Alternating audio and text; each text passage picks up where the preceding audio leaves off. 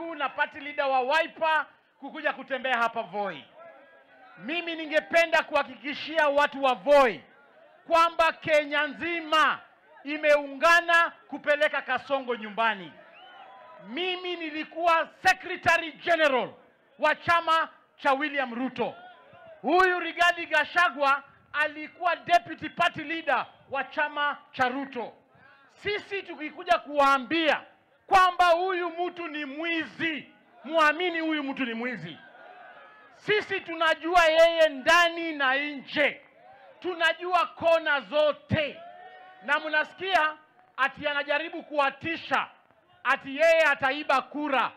Tungependa kumwambia wale watu walikuwa namsaidia kuiba hiyo kura, sasa wako hapa. Hakuna kura ataiba hata moja. Niseme nisiseme, nitoboe nisitoboe, sisi tumeshikana.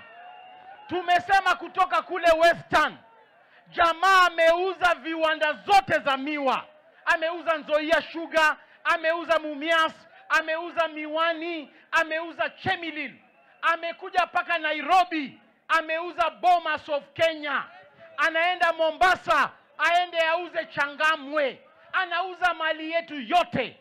Tukitaka tukombolewe na turegeshe mali ya Kenya, ni lazima William Ruto aende one term.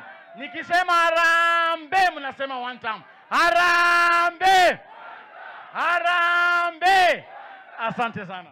Niko na kiongozi wetu hapa kutoka Meru, Waziri Mithika Linturi. Hii ni Voi. Ni Voi ama nyingine? Watu wa Voi, hamjambo?